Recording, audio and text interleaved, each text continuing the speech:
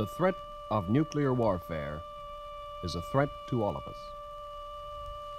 How can we live with this threat? Our best life insurance may be summed up in 4 words. Be alert. Stay alert. This will take some doing on your part. It will take ingenuity. It will take fervor. It will take the desire to survive. And it need not take a lot of money. All you'll need is shelter and common sense. Nature packs more power into a thunderstorm, a volcano, or an earthquake than man does into a bomb. But the weapon that man has created concentrates its punch within a small area, say 10 miles across. Since we like our foods concentrated and readily available for use, we might label our nuclear weapons instant death. There's no doubt about it. If you live within a few miles of where one of these bombs strike, you'll die instantly. You'll also die if you live downwind from where the bomb falls, even a few hundred miles away. It may be a slow and lingering death, but it would be equally as final as the death from the bomb blast itself. You'll die unless you have shelter. Shelter from the intense heat and the radiation that is the byproduct of a nuclear explosion. Some of this radiation disappears in the twinkling of an eye. Some of it lingers for thousands of years. You must have protection against that radiation. A home shelter can provide that protection. The Office of Civil and Defense Mobilization has given long study to the problem of home shelters. It's been found feasible, practical, and also fairly cheap. Thus, the President of the United States has urged a program of home shelters. The OCDM has provided plans for them. They're contained in a booklet called The Family Fallout Shelter, and booklets will be found with this record album. Let's assume bombs fall before you have time to prepare a shelter, or while you wait in the belief atomic war will never come. We can always hope that man will never use such a weapon, but we should also adopt the Boy Scout slogan, be prepared. The first alert is sounding. You hear it in the background. What will you do? There are 3 courses of action open to you. They'll vary in different sections of the country. Evacuation can lead to massive death tolls if carried out in big cities by panic-stricken people. In some places, you're advised to leave the city or the target area if it's known. In other places, you're told to seek shelter in pre-established areas or go to your own family shelter. For since the advent of the intercontinental missile, the time available for evacuation now can be measured in minutes instead of hours. So, off to the shelter. Listen to civil defense instructions on your car radio if you're driving. Stay tuned to the Conelrad channels 640 or 1240 kilocycles, whichever you can hear better. If you have not provided a shelter in your home, some protection against fallout can be provided in a basement.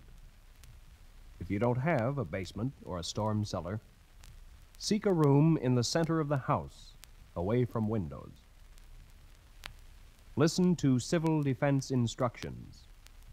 You should have a battery-operated radio and an extra supply of batteries in case of power failure. It's quite possible that radioactive fallout will be quite light in your area, extremely heavy in others. Your civil defense authorities will tell you. It may be safe for you to leave your house after a few hours, or it may be as long as 2 weeks or more. 2 weeks with very little food or water, tension, unaccustomed closeness. 2 weeks with sanitary facilities most likely not operating. No lights, no phone, just terror. But you will be alive to enjoy these small problems. Many thousands may be dead and wounded. Hunger, thirst, and disease will follow a bomb attack. We can help control these conditions by preparing a home shelter and by being informed. That's why this public service recording was made, to help you survive.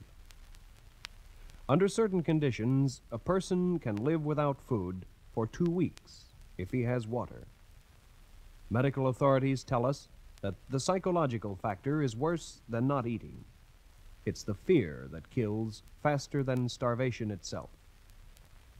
But it's wiser and far more comforting to provide shelter, food, water, and sanitary conveniences if we hope to live after a bomb falls. Let's take a look at the family-type shelters. These have been devised by experts: Stanford Research Institute, Army Signal Corps, and Naval Radiation Laboratory. They've been tested against atomic weapons at the vast Nevada test site. There's the above-ground double-wall shelter. Expensive, but capable of withstanding blast as well as fallout in most cases. There's the basement concrete block shelter, if your basement's big enough for it. The underground reinforced concrete shelter can be built as a basement within a new house, or it can be buried in the backyard. There's the pre-shaped metal arch shelter, a half-dome of corrugated iron culvert covered with earth, or the reinforced concrete pipe shelter set on end below ground. Depending on family size and requirements, they range in cost from $200 to $1,500. Before you build, consult a contractor and check your local building laws. Radiation which drifts down or falls out of the mushroom cloud marking the explosion of a nuclear weapon has great powers of penetration, like an arrow piercing an apple. 2 feet of concrete or 3 feet of earth will provide the protection necessary against fallout. Your shelter should provide 10 square feet of floor space per person, and it must be provided with filtered ventilation. A hand-operated blower is essential for underground shelters. Sleeping accommodations can be either bunk beds that fold up or hammocks, which can be taken down when not in use. Electric current probably will be unavailable, whereas continuous low-level lighting can be provided by means of a 4-cell hotshot battery wired to a flashlight bulb. Have spare batteries, and have a flashlight or Coleman lantern when brighter light is needed. You'll need a battery-powered radio with an outside antenna to pick up civil defense instructions. For the period immediately following an attack, all Conelrad stations will be operating at reduced power. And don't forget those extra batteries. You'll need lots of food and supplies, first aid and sanitation equipment. You'll be told about these on the other side of this record. And there's much valuable information provided in the folders within this album. Read them and keep them. Your life may depend on them. Meanwhile, let's go back and summarize some of the essential facts you'll need to know to survive a nuclear attack. First, learn the warning signals. The alert signal is a steady blast on a siren or fire horn of 3 to 5 minutes duration. This is how it sounds.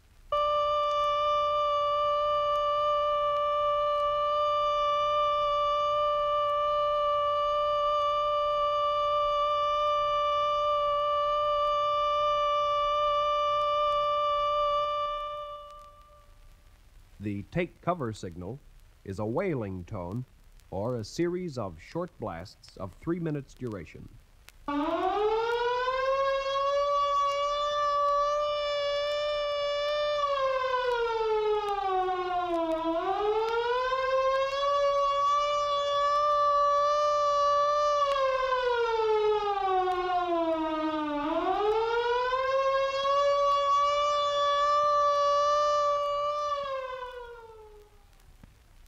Second, tune your radio to the Conelrad stations, either 640 or 1240 kilocycles.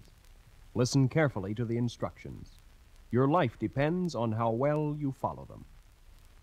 Do not use the telephone. Third, assemble your family. If your children are at school, they'll be cared for. Or if there's sufficient time, they'll be sent home. People who are at work will either go home or to a shelter provided for them. Fourth, know how to store and purify water. Tightly capped jars of water will stay palatable for about 3 months. Replace the water regularly. Canned water also is available. Fifth, know what foods to store and how to prepare them. Your shelter's provisions should emphasize high concentration of food value rather than volume. It should preserve well, and it should be easy to prepare. Foods canned in metal or glass will stay in good condition for 6 or more months if kept in a dry, cool place. Use small cans. You'll have no refrigerator to store leftover food for another meal. You'll need a canned heat stove. Have plenty of fuel for it. Sixth, know how to dispose of human wastes. Seventh, know how to decontaminate. And eighth, make sure that some member of the family knows the fundamentals of first aid and have a first aid kit in the shelter. Be alert. Stay alert. Then your chances of living longer are multiplied 1,000-fold. Turn this record over and learn why a shelter program may save your life. President Roosevelt once said, "We have nothing to fear but fear itself." The phrase well fits the situation about fallout, the reason home shelters are needed. You don't have to be an expert to understand radioactivity. Our whole world is radioactive. The air you breathe, the water you drink, the food you eat, all contain small quantities of radioactivity. You probably have been exposed to radiation from X-ray machines. You may have a watch or a clock with a luminous dial. It, too, is radioactive. Fallout from man-made methods is comparatively new. It dates from 1945, when the first atomic bomb was exploded. Because modern weapons have grown vastly in size, fallout is a serious problem. It may be with us forever. So long as the threat of war or nuclear accidents exist, this problem is important to you. Fallout consists of bits of radioactive dust, debris, or solid matter which settle or fall out from the mushroom cloud formed when a nuclear weapon is exploded. These radioactive particles act like miniature X-ray machines. They send out rays in many directions. This radiation is extremely dangerous. Over a period of time, sufficient quantities of radiation can lead to illness or death. But it's possible to protect yourself from it by taking the simple but important step of providing shelter against it. Let's assume that you've built a shelter, or at least have made some provision for your family in an area protected from fallout.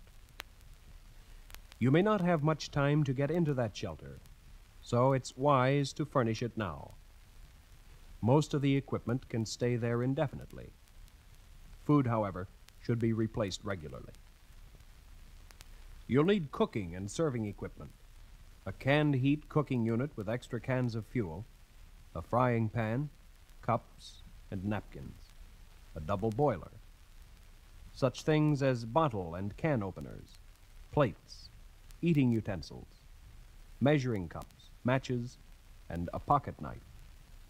You'll need clothing and bedding, blankets and sheets or sleeping bags, spare clothing. You'll need a battery-powered radio with aerial and extra batteries. You'll need sanitation supplies, deodorizer, soap, toilet tissue, paper towels, sanitary napkins, disinfectant, garbage can, human waste can, emergency toilet, newspapers, paper bags. If you have a baby, you'll need dehydrated milk, bottles and nipples, disposable diapers, and extra water. You'll need recreational and spiritual supplies, a Bible, books, cards or games, and, if there are any children, toys.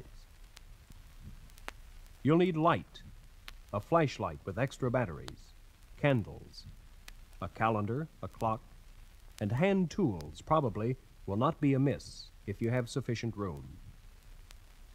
And in your car, against the day, maybe 2 weeks later, when you can evacuate, you should keep a ground cover, a tent, and extra gasoline. Most important to you and your well-being is a proper supply of food. Actually, a human being can live well beyond 2 weeks without food if he has water, but it can be a nervous strain, and there's no reason to impose this upon your family. Just keep this in mind. A balanced ration is important. The smart housewife will select foods that require little space for storage, that keep for months without refrigeration, and that require little or no cooking. If it's required by the presence within the shelter of toddlers or invalids or diabetics or old folk, provide special milk or strained, chopped, or other special foods. Small cans and jars, sufficient only for a single meal, are best for foods which spoil rapidly. Remember, you'll have no refrigeration. The Stanford Research Institute has prepared survival plans for its own employees, providing a list of foods which it finds sufficient to provide an adult with 2,000 calories per day for 2 weeks. Multiply the amount in the list by the number of people in your family, and you'll know how much to stock in your basement. After you've heard the following list, you may want to play it again while you copy down the food you'll need. The first item is milk. Dry, non-fat, 20 ounces. Evaporated, 14 ounces. Then juice. Tomato, grape, apple, 64 ounces. Get it in bottles with crown caps only. Juices will spoil if left too long in metal cans. Fruits. Applesauce, pears, peaches, apricots. Make sure that they're in glass jars with glass lids. You'll need 112 ounces per person. Vegetables. Corn, peas, beans, spinach. 112 ounces. Soups, canned or, if dehydrated, in cans. Avoid tomato soup. You'll need 112 ounces again. There are lots of one-dish meals available, such as chicken and rice or noodles, pork and beans, baked kidney beans, chili con carne, and beef stew. When you get pork and beans, buy the brands without tomato sauce. You'll need 208 ounces of these foods. Jam, jelly, or marmalade, in glass jars again, 14 ounces. Crackers, in cans or glass if you can, or store them in glass jars. You'll need 56 ounces per person. 4 ounces of instant coffee or tea or instant cocoa will see an adult or a child through a 2-week period, and 4 ounces each of sugar and salt. Hard candies are almost a must for quick energy. A pound a person would be right for 14 days. Lastly, water. Drinking water and water for cleaning. You should have 7 gallons of water per person for drinking. It should be stored in glass containers with tight-fitting lids in a dark place. And the containers should be rinsed and refilled every 3 months to keep the water fresh. It's quite possible that during your stay in the shelter, you'll be told that the radiation level has fallen sufficiently for you to go outside safely for a short length of time. During this period, you should bury your garbage and human waste at least 2 feet deep in the earth. Also at this time, get an additional supply of water if it's not been contaminated by fallout. Keep this separate from your drinking water until you can purify it, either by boiling, by chlorination, or by iodization. The halozone tablets your husband or your father used during the war to purify water are good. These may be hard to find, but try a drugstore or a sporting goods store.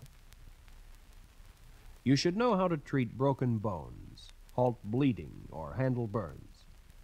You'll not be able to telephone for an ambulance or call the doctor. You'll be on your own. This brings us to the first aid kit. It need not be elaborate.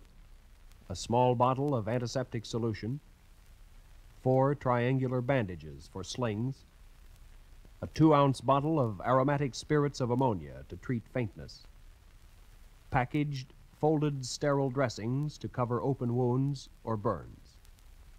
For bandages, improvise. Use bath or hand towels or bed sheets. The older and softer, the better. Be sure you have safety pins and something sharp to cut bandages, and that you have plenty of mild soap for cleanliness. By all means, provide some tranquilizers to ease the strain and monotony of life in a shelter. A bottle of 100 should be adequate for a family of 4. Tranquilizers are not a narcotic and are not habit-forming. Ask your doctor for his recommendation. No one knows if you'll ever need a shelter. But in this atomic age, it's wise to be prepared. The best advice your government can give you is alert today, alive tomorrow.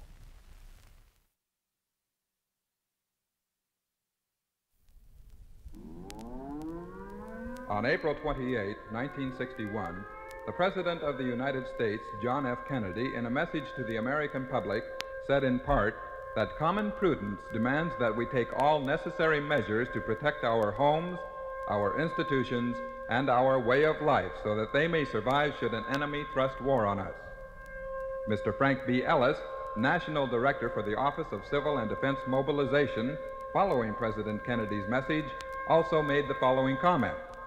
Every measure taken now by you and your family, your city and state authorities, and the federal government reduces the likelihood of nuclear war. Peace cannot be taken for granted.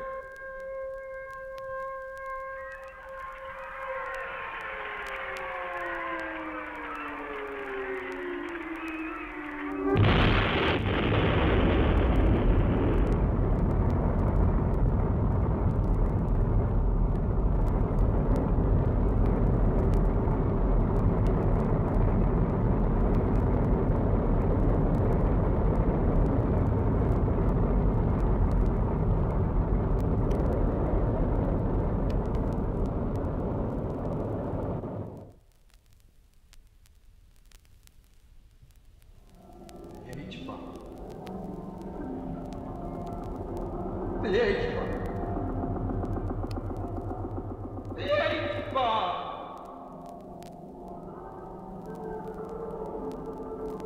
Flash of brightness. The tremendous roar.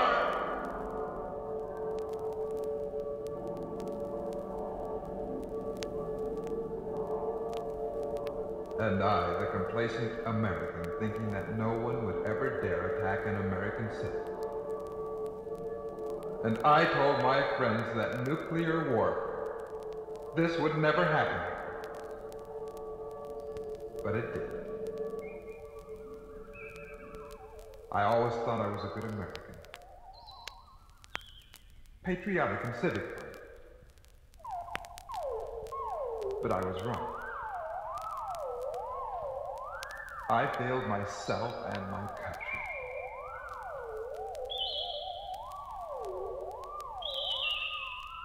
Now I remember.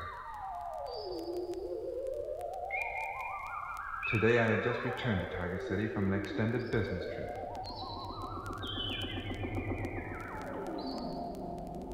Now I can see how my complacency caused my death. I can see people alive in the fallout shelters. Had I learned the rules as set forth by the Office of Civil Defense, I would be alive and in that shelter now. You have only one chance, never two. How simple it looked. Those who knew what to do and where to go are still amongst the living. I had my opportunity. But I was the complacent American. And I said this city where I died would never fear nuclear attack. After all, this is the USA. I'm going to try and retrace the events that took place, to see how my unpreparedness, my lack of readiness caused my death. Maybe others will benefit from this. I remember how good I felt as the jet was landing in Target City. It was exactly 1 hour before the H-bomb blew.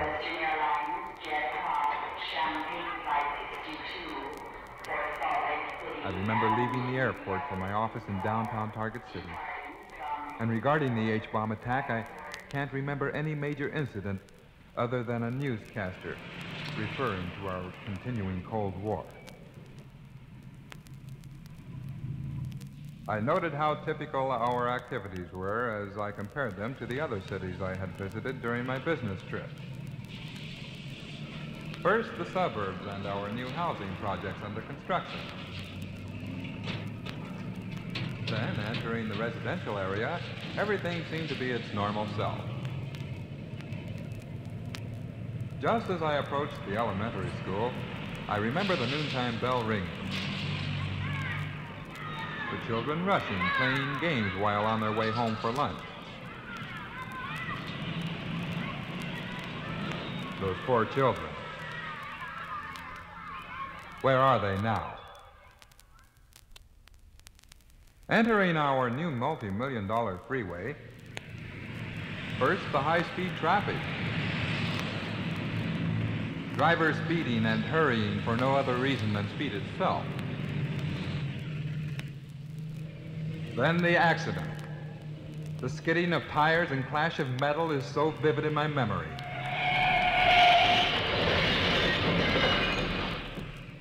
The traffic slowing up to see what happened.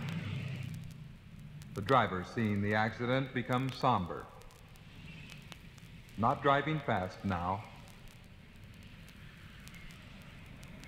But in a few minutes they have forgotten the accident and again begin to speed.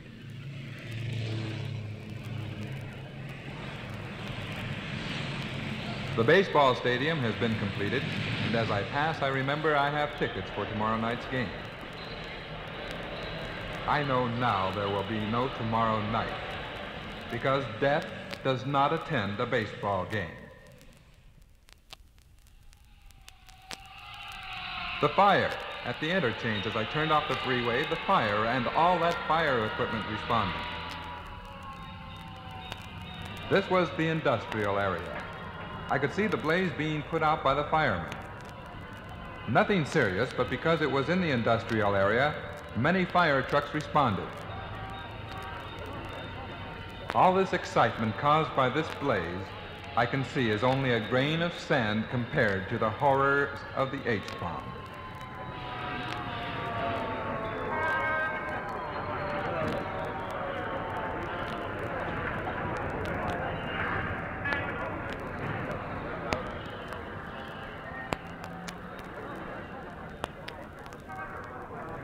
Downtown was its usually busy self. Throngs of men and women were going to lunch. We at Target City were proud of our new metropolitan look because for the past several years we were uprooting the old landmarks and creating new and modern buildings. All the restaurants and cafeterias were filled to capacity. Many people were waiting their turn in line. The horror to come now makes me shudder because I'm unable to warn anyone. How ironical now that it's too late. There is my clue that I've looked for. I see many civil defense air raid signs all about town. And only because of my complacency, I hadn't noticed them before. Glancing at the time, I see there are only 10 seconds before the alert siren will go on.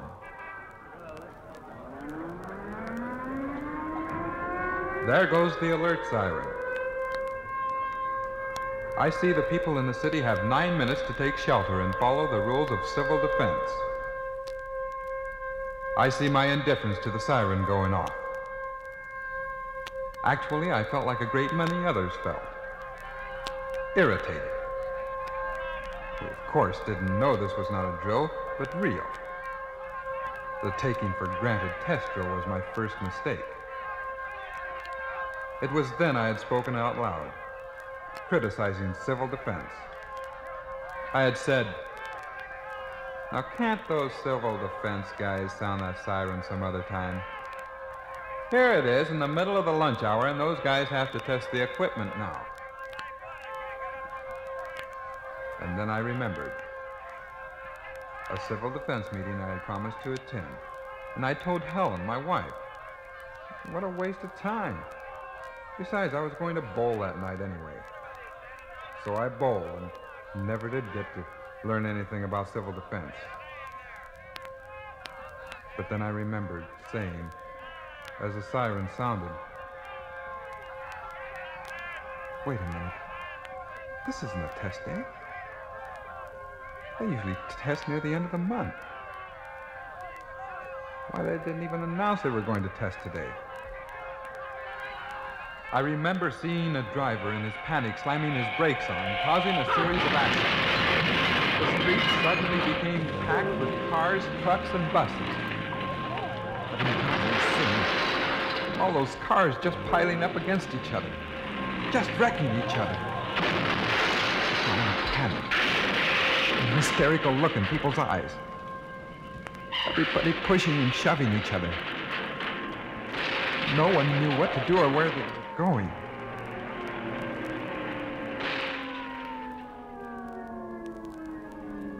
I had glanced about me, and then I saw a great wail of fright overcoming Target City. How those people were bursting from every building. Sidewalks began to blacken with thousands of men and women gripped in sheer terror and panic.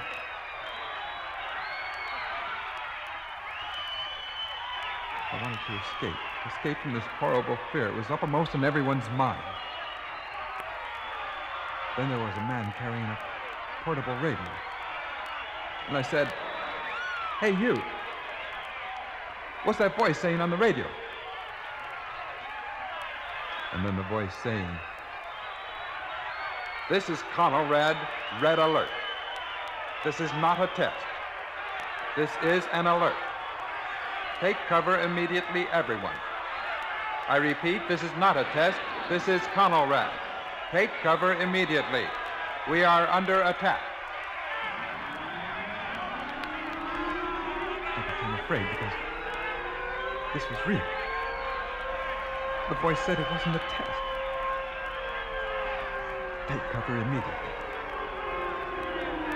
What kind of cover? To where? Where will I go? I wished then that I had attended the civil defense meeting. I've got to get home. My wife, my children. I suddenly wanted to be with my family. I felt they needed me. They didn't know what to do. But I had to get there to help them. But the noise. The people screaming. Lady, please stop screaming.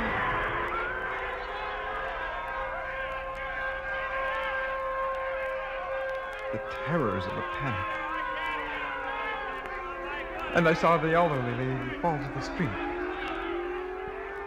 And people in their raving and panic use her body as a stepping stone to climb over vehicles. I too became panicked. When I saw men and women seized with absolute desperation, being trampled to death. The cracking of ribs, legs being broken, and blood-curdling screams added to the agony. Their shrieks were wild and uncanny, creating a scene that only mass assassination could describe. What shall I do? What shall I do?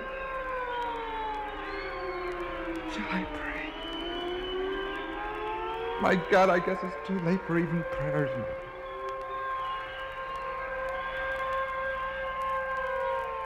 Then the sirens would rise and then fall slowly. Then they would warble like enraged demons. Then it happened. The beginning of our end.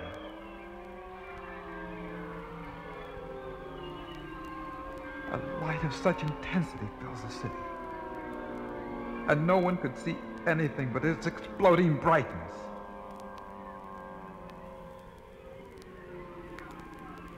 The flash of light. I can't see. So bright.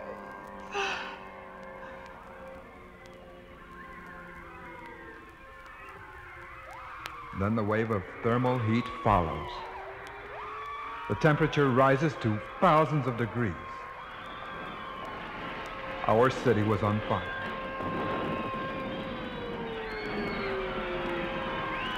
Clothing catches on fire. The fire knew no exceptions. The beggar's rags, the baby's diapers, the minks of the rich, even the robes of the church.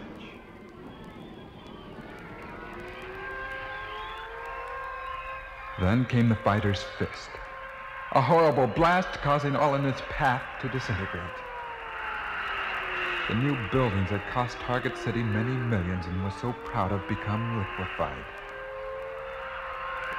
In a matter of seconds, they slide to the earth, gone forever.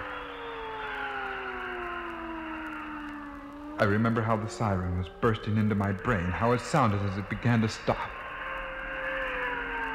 The gurgle of a death rattle. But silence did not follow. The awful heat. And I couldn't see.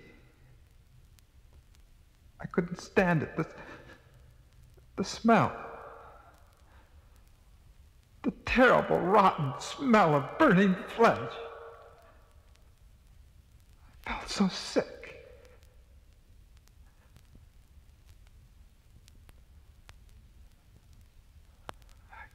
I cried for Helen, the boys. Where were they? And I pleaded, please, somebody help me, please.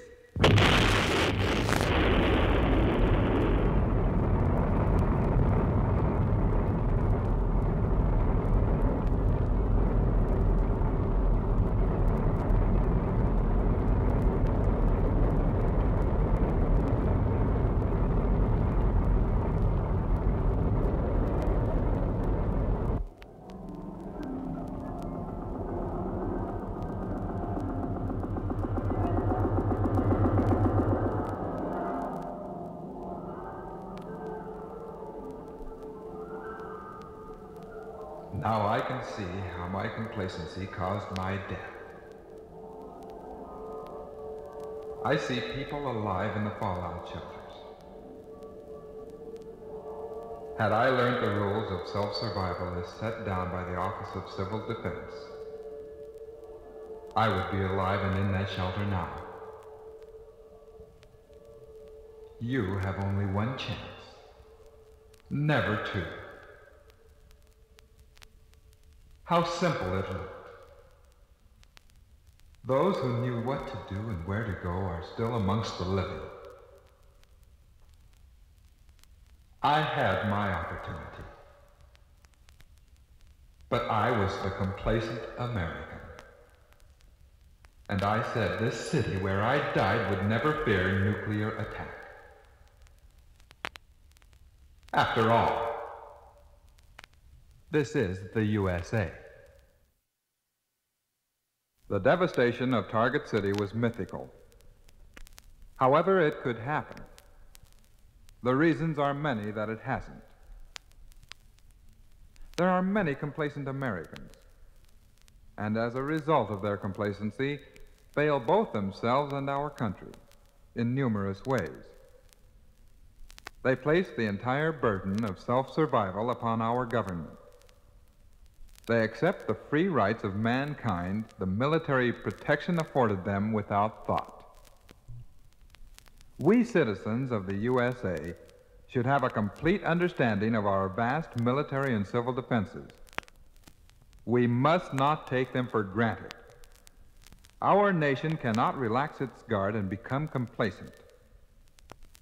To defend you from enemy attack around the clock, we are alert, we are vigilant, we stand ready.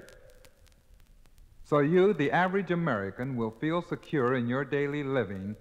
We will endeavor to tell you about how our national defense system operates. You then will realize the magnitude of these defenses and discover how perseverance in research and development by our great scientists made this nation the leader of all nations.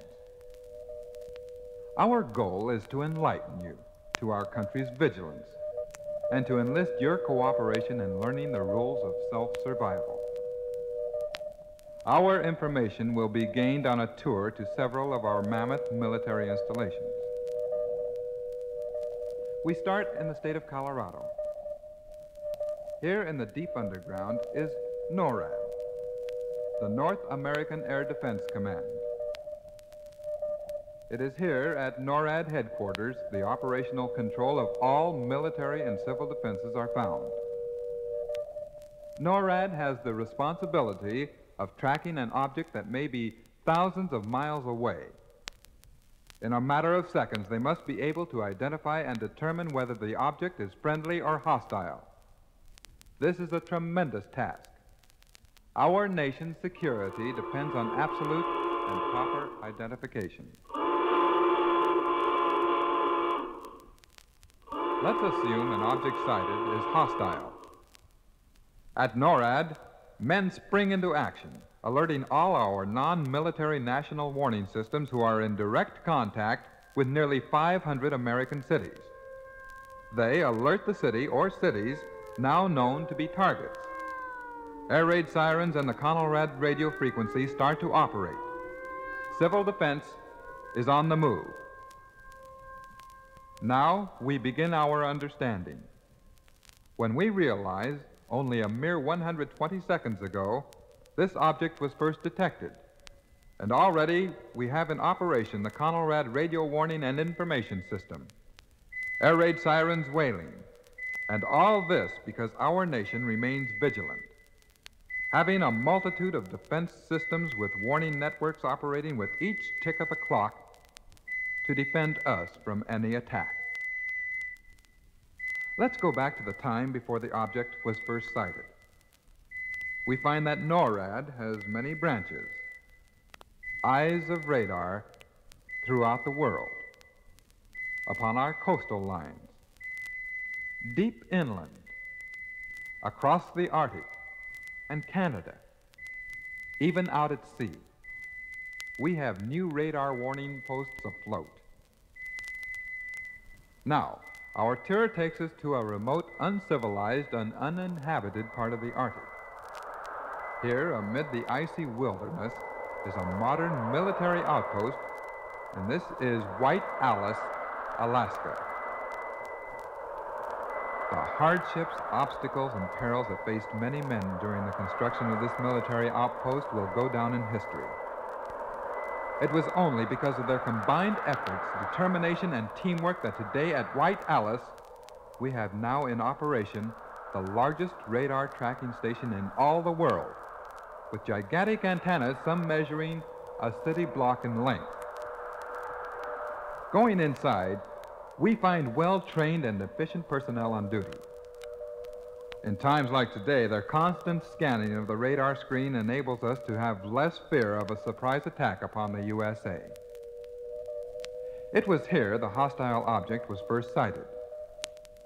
NORAD's constant communication with White Alice enables both to act simultaneously, furthering our speed of warning. At once, NORAD has alerted SAGE, Semi-Automatic Ground Environment. Here at SAGE, they have the responsibilities of computing all necessary data concerning the object, the speed, the type, and of course, if it be friendly or hostile. If they determine the object hostile, they then alert all governmental agencies concerned, such as SAC, the Strategic Air Command, with headquarters in Omaha, Nebraska. Here at SAC, they have airborne continually, jets with anti-missile weapons ready to be launched. SAC acts first to the nation's capital and our president, who has been alerted and is awaiting word from SAC. When he is informed of the sighted object is a definite enemy weapon, then our president issues orders. Retaliate at once. SAGE also has the responsibility of launching our missiles containing warheads when the orders of our president are flashed to SAGE. From many bases throughout our country, SAGE starts Operation Retaliate. From underground, upon the surface, on our waters, Atlas warhead missiles blast off to strike back. Let's recap our happenings. At SAC, anti-missile jets are on direct course with the enemy weapon to destroy it. At SAGE, Atlas warheads are being blasted into the skies. At NORAD, all civil defense emergency operations are in effect in all our communities. All this in just a matter of minutes. Up to now, you've seen many methods of our defenses, so let's further our knowledge and learn of others we have operating. First, we have running through our entire northern continent 3 imaginary lines. These are called the DEW lines, distance early warning. Now, all along these lines, the newest radar tracking electronic equipment is in constant use to prevent our country from another Pearl Harbor. Our newest system of defense are the BMUs, Ballistic Missiles Early Warning System, which is part of our Air Force. BMUs have many radar posts, also in direct communication with NORAD. We must not forget our other military forces, such as the Armed Services and Air Force. These are, in essence, part of NORAD. This is the United States, the founder of freedom of mankind, where liberty and justice for all is supreme. Let each of us sincerely appreciate the protection we are given. We can help our country by doing our share, by learning the rules of self-survival and remaining self-reliant. This, in itself, will help our government in many ways. Inasmuch as today's battlefield most likely will be on our home front, we should learn why civil defense. Despite our ever-improving military defenses and the consistent efforts of our government to work for peace, the danger of a surprise enemy attack by bombers or by guided missiles remains a constant threat to our freedom. In times like today, when seconds could mean our survival, this non-military group is active in your community. They will risk their lives in the event of any disaster to aid and help you to safety. Your life is your responsibility. Only by your willingness to learn the rules of self-survival well in advance of the need can civil defense help you. Many Americans are overcome with feelings of despair merely because they have built an insecure feeling since man made the atomic bomb. Well, what man has made to destroy can be defeated by knowledge.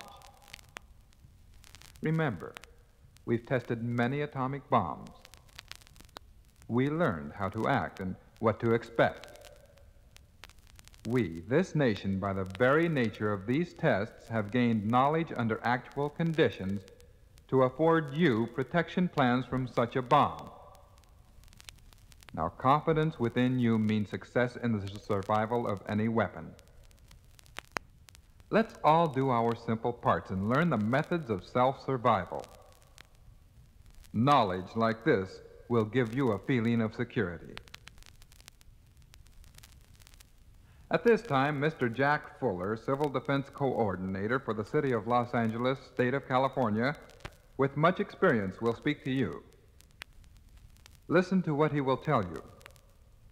Give his words all your mind. His training in civil defense safety rules may save your life and the lives of your loved ones.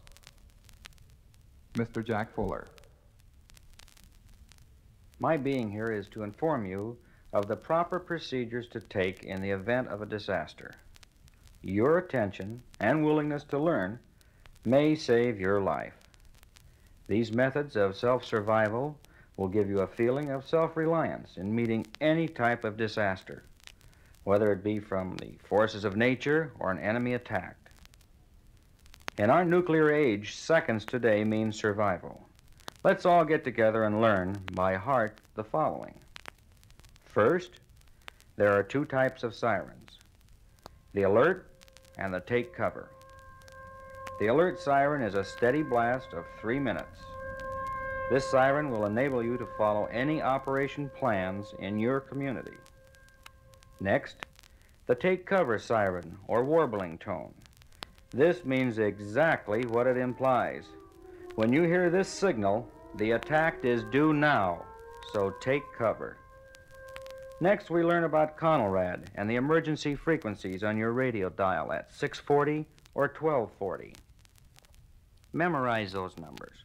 Official information and instruction will be given when any emergency arises at 640 and 1240. If you hear the sirens and your radio, TV is operating normally, then forget about it. These numbers, 640 and 1240, are the CONELRAD frequencies. Only in the event of any emergency will they operate. Now everyone, whether he lives in Target City or any other city, should act instantly when an attack is threatened. Everyone must learn what to do, there and then. It would take hours to go into all of the phases of protection, so I'll cover the major steps. From this, you can learn the other steps by merely using logic. Let's say that you and your family are at home when the siren goes off. Well, first off, you should, well in advance of any such happenings, appoint one member of your family. Make him responsible for rounding up all of the others and getting them started on their emergency tasks without any delay. Second, turn on that radio to 640, 1240, just to be sure that the siren has not inadvertently gone off. 3, create an emergency kit. Include food, water, first aid supplies, blankets, extra clothing, flashlight, necessary medicine, money, and a battery-operated radio. Place all of these items in a spot known to everyone in your family. Of course, if you have a fallout shelter, then go directly to it. 4, have one member turn off the valve of the water tank. Then the gas out at the meter. All members should listen to Conrad and follow their instructions. 5. Learn what part of the house will give you the best shelter. This normally would be an area away from windows. Usually, an inside hallway or basement is best. 6. If you're driving a car and the take cover siren goes off, pull over to the side of the road, lower the windows, and drop to the floor. Protect your head and face from falling glass. 7. If you're away from home, large buildings, apartment or office buildings give fairly good protection. Remember, basements, inside rooms, or corridors are usually the safest. The important thing to do is to practice the simple duck and cover position. Regardless of where we are, at the time the warning siren goes off, duck and cover. Now, these rules I've mentioned should be taken seriously. Each one of you should practice your part of the plan. Let it become a matter of fact. Be calm and don't panic. Working mothers should plan with their neighbors for care of children until their parents arrive. Don't forget to make arrangements for persons unable to care for themselves. But above all, let's not forget the 5 basic rules of safety. 1, the warning signals and what they mean. 2, your community plan for emergency action. 3, protection from radioactive fallout. 4, first aid and home emergency preparedness. 5th and last, the use of Conrad 640 or 1240 for official directions. Venetian blinds, one of the most deadliest there is. They cut a person in half for nothing. They should be turned upwards so as to direct any debris into the ceiling and directly into the floor. If you're caught out in the open, put something between you and the blast. A curbing, a tree. Crawl underneath a car. Anything to protect you from the initial radiation. Civil defense today is not like it was during World War II, with a block warden at each corner with a bucket of sand, a helmet, and a whistle. Today it is a coordinating agency, a training agency.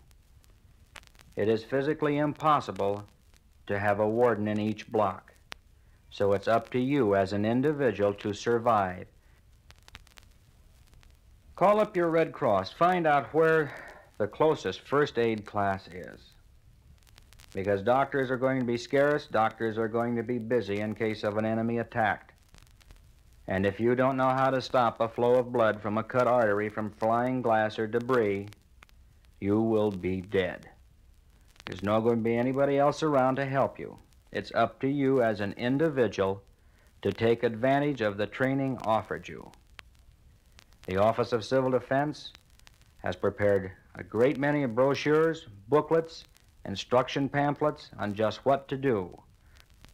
We are more than willing to come out to any group of any size and give these instructions.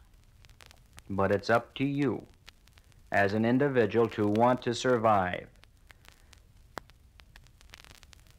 Let us say that we're walking outside or driving down the street, and suddenly there is a bright flash in the sky. Now, every one of you, whether it be daylight or nighttime, will know exactly what I mean. If I was to stand here right now and explode a flash bulb, every one of you in this room would know which direction that light came from. That is the bright light of an atomic explosion. The first and important thing you want to do is to put something between you and that bright light. If you're driving, roll the windows of your car down, lay on the floor, and cover your head and the back of your neck. If you're walking, dive into the gutter. That's a safe place.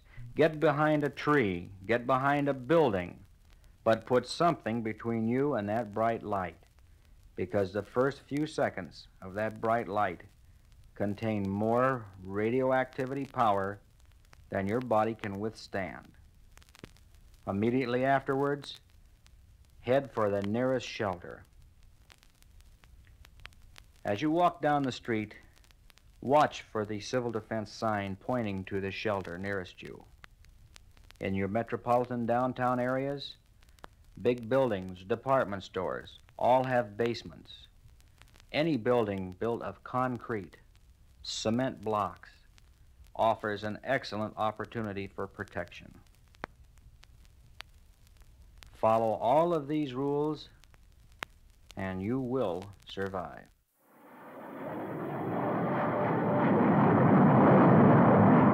We've picked up 3 unidentified transport planes, big boys. That's the joker, 1 south, 1 east, and 1 north. You sent out interceptors? After all 3. You don't suppose There have been no reports from the west, sir. Bring post 21. Yes, sir.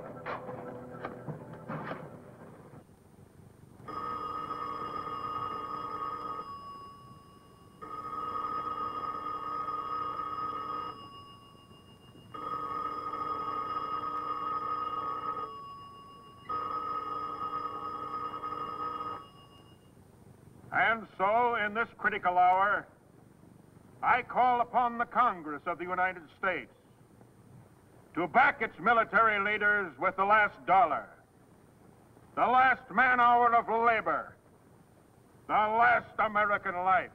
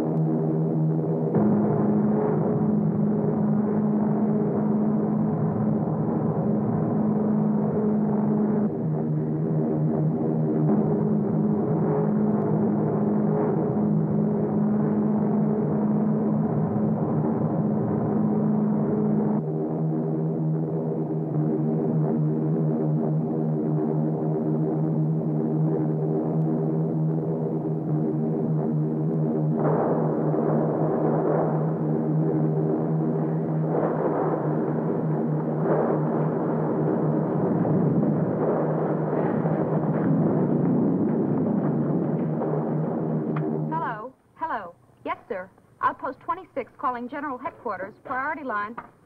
Hello? They've landed where? Yes, yes. Across the Potomac. In American uniforms. Stand by for orders. Double the companies guarding the White House, the Capitol, the Senate building, and the House. Yes, sir. And have them challenge everybody, no matter what uniform. Halt! Who goes there? Company B, 183rd Infantry. 183rd. That's an Illinois outfit, ain't it? Yes. Yes, Chicago, Illinois. You ever go see the Cubs play?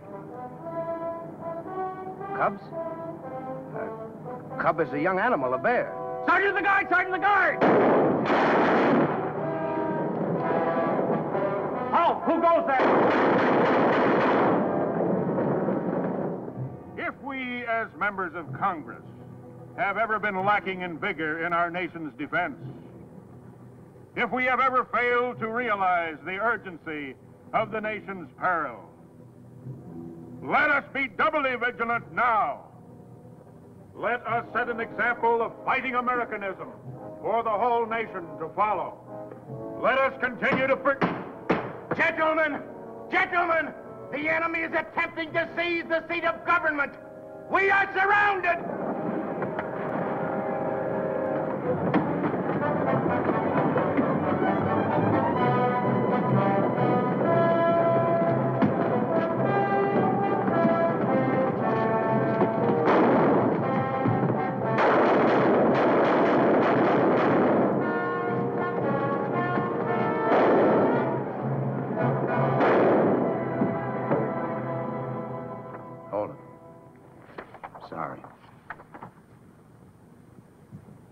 secretary. Gone. Murdered. Do you have any casualty lists of the attack on the Senate? How many? Including who? Thanks. I'll get back to you. Do you remember what Senator Baker said when the military appropriations bill came up for vote? He said we could safely reduce our armed forces by half. He wasn't only wrong, he's dead. Enemy demands surrender of my state or threatens to atom bomb our principal cities. Can you protect me? Signed, Governor Clayton. Can you? How do we stand? We're driving him out of the city. In another 24 hours, the government will be safe. Well, I'm glad to hear that. Gentlemen, they've invaded New York. I've been looking out the window here at our improvised radio transmitter. I saw hundreds of enemy troops moving in the streets below. It's only a matter of minutes before they find us and take this station off the air. Vince, they're coming into the building now. But in the little time we have left, I want to tell you how proud you can be of the ordinary citizen of New York. It seems every man and boy today has become a guerrilla fighter. I saw taxi drivers use their cabs as weapons to mow down enemy troops. I saw high school boys attack enemy tanks with pop bottles full of gasoline. I saw mounted policemen become a fighting cavalry. We take over now.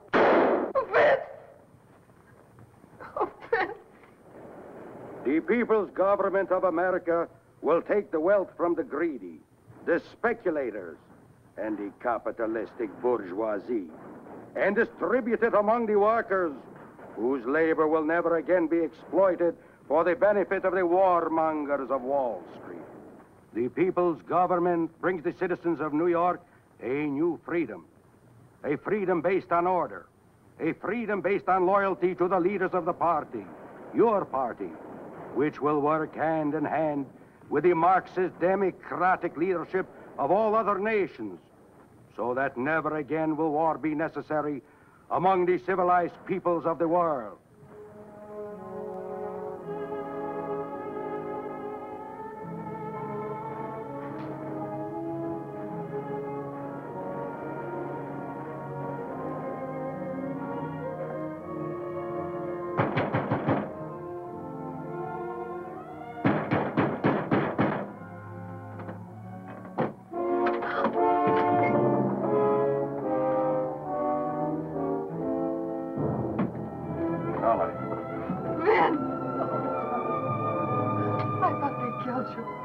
Saving me to broadcast the glories of the new order.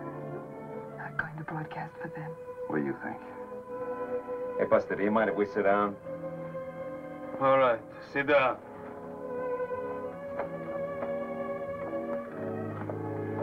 Look. Hey, look, you guys, don't you drink whiskey, good whiskey? I drink it myself over there. Ah, whiskey. Whiskey good, ah. You try trick, I kill you. You're woman, too. No tricks, no tricks.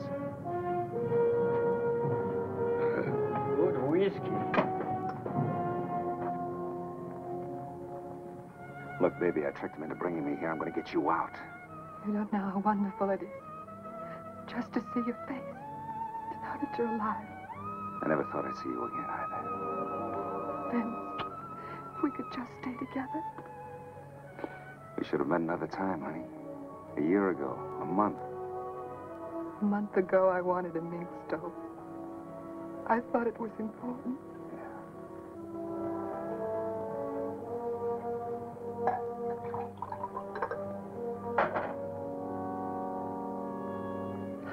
Vince, if I had my life to live over again. That's what everybody's saying, honey. You drink whiskey, too. Please. No. She doesn't want any. Drink. Listen, honey,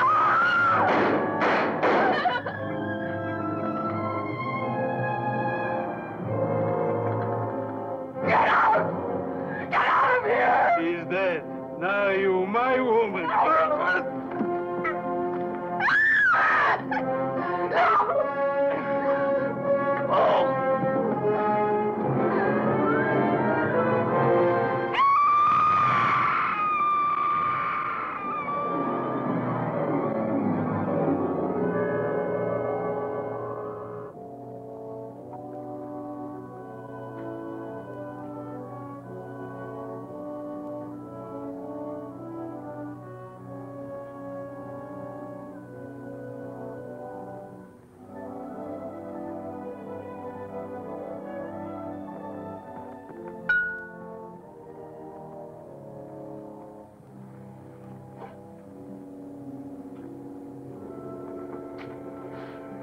you're alive. Say, didn't we fly to the West Coast together, you and me? Yes. Well, what are we doing back here? We are in New York, aren't we? Are you kidding? The man that was sitting behind that brandy glass, where is he? Holman? Well, I guess he left. And hey, he went out without paying for his drink. Do you know who he is? Well, yeah, he's some kind of a fortune teller. Hypnotizes people, he says. Tells them what's going to happen. A phony if I ever saw one. Am I, Tim?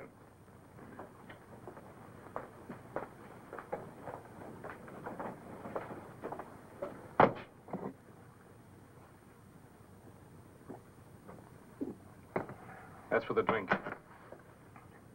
You asked for me, Congressman. Did you enjoy your little excursion into the future? Thank you. Mass hypnotism.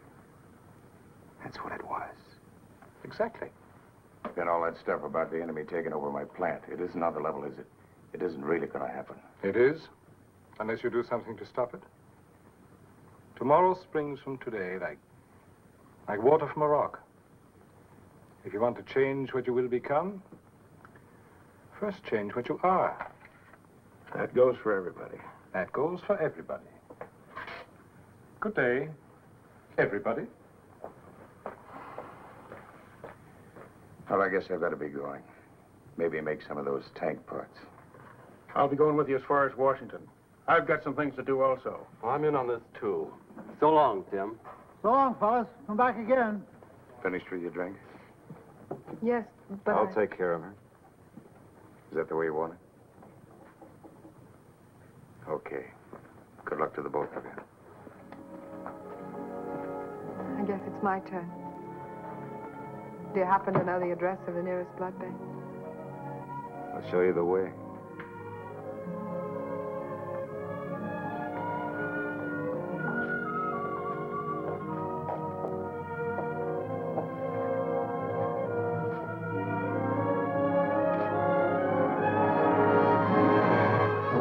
Father of our country, George Washington, said, "To be prepared for war is one of the most effectual means of preserving peace."